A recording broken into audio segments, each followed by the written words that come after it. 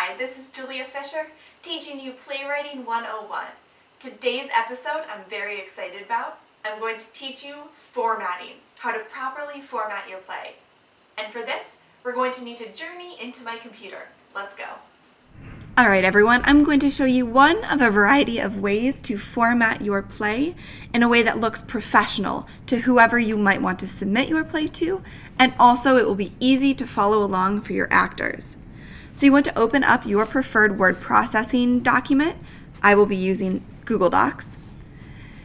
And then your font in this version will be Courier New. Your font size will be 12, except for your cover page, which will be 14. Your title will be bolded, but everything else in your play will be unbolded. Your line spacing should be single, with no spaces before or after your paragraph. So if you look at custom spacing, it should look like this. And then for your cover page, you want it to be centered, so it'll be center aligned. First, you'll have your title in bold and in all caps. So this is the title of my awesome play. And then by your first and last name. Underneath that, you're going to want to put your address and your phone number and maybe also your email so that when you submit this and it wins lots of fancy awards, they will know how to reach you. If you are a member of a high school or a college, then you might also want to put your school and your grade level, depending on who you're submitting this to. Scrolling down to page 2, at the top of page 2, you're going to want to add a header. And what I've done is added page numbers that start with 1 on the second page, because your cover page does not count in your page count. So you can go to Insert, Header and Page Number.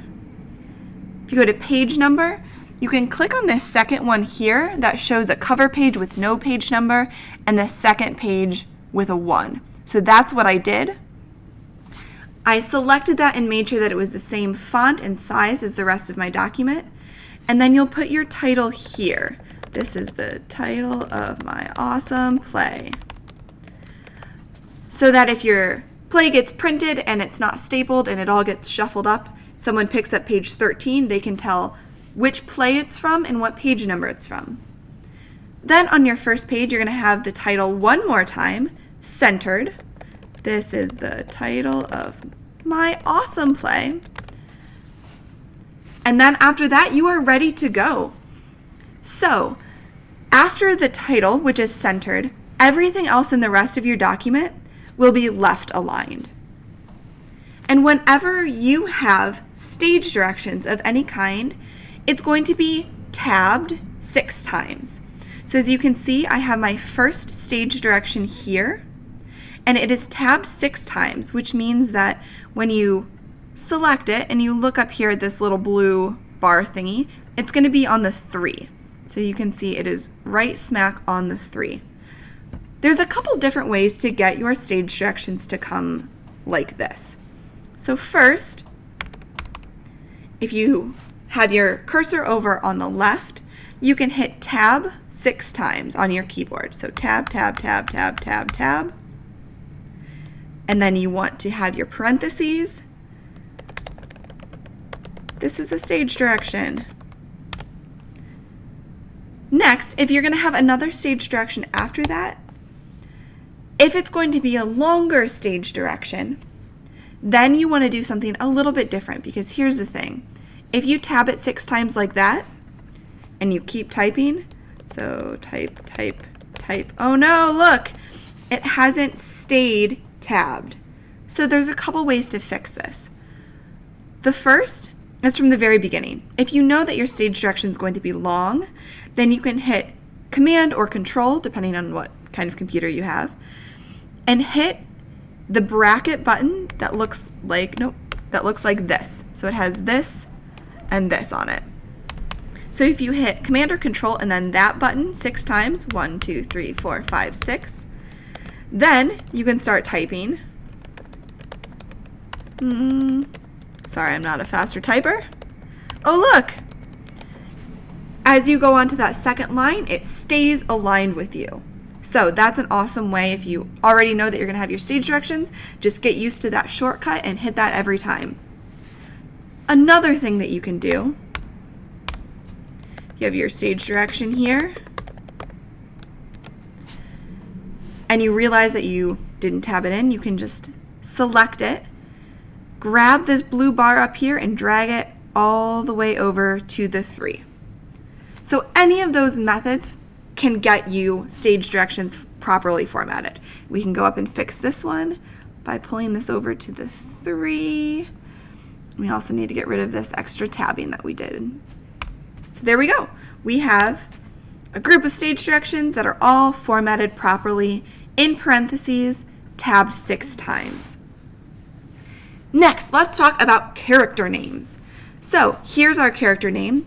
Your character names, when they are in front of a line of dialogue, should always be all the way capitalized, and they are also going to be indented 6 times.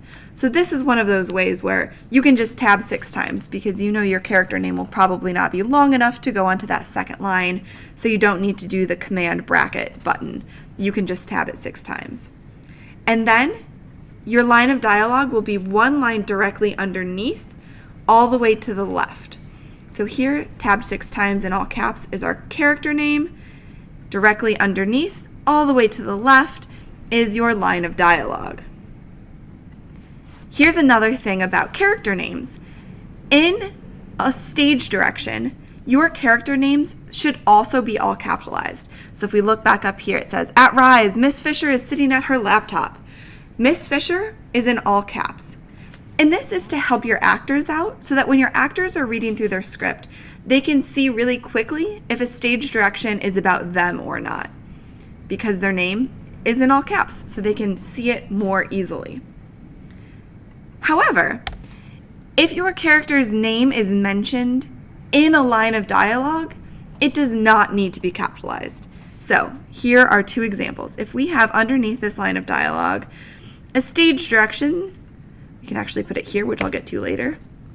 Put Miss Fisher smiles. The name will be in all caps. But underneath, if we tab,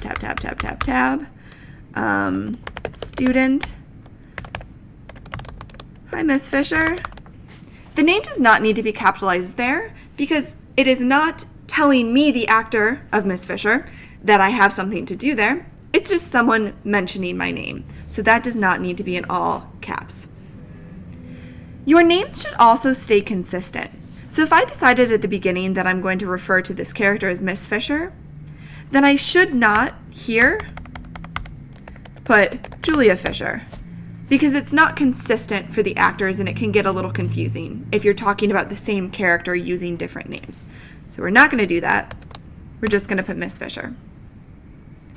All right, let's go back and talk about some of the complexities of stage directions. So there are 3 main types of stage directions. The first is if you want to tell your actors how to say a line, and how that will look is you'll have Miss Fisher, so the character's name, and then directly underneath, also tabbed 6 times, you can put cheerfully, or whatever you want them to say. You can maybe put like laughing, and then you'll have their line of dialogue. So Miss Fisher laughing says, "Good morning." Awesome, that was easy. That is our first type of stage direction. Our second type of stage directions are stage directions that happen within your character's dialogue. So if Miss Fisher says, "Good morning," she opens the door for student. And you can see here I capitalized student because it's referring to that character. And then I will continue with the dialogue. "How are you doing today?" Cool. So when we have stage directions that are within dialogue like this is one of the places where you can kind of cheat the rule I told you earlier about always having your characters' names in all caps, because since we know that this is Miss Fisher here, because it's in her dialogue, we can just put she, and we don't need to put Miss Fisher in all caps because we know it's her. If we're going to have a stage direction in here with the student doing something, it's going to look a little different, and I'll show you that right now. So, student, I'm great. Cool. So if we want to show that Miss Fisher is doing something as the student is talking, this is what it'll look like. So student says, I'm great. Enter, enter.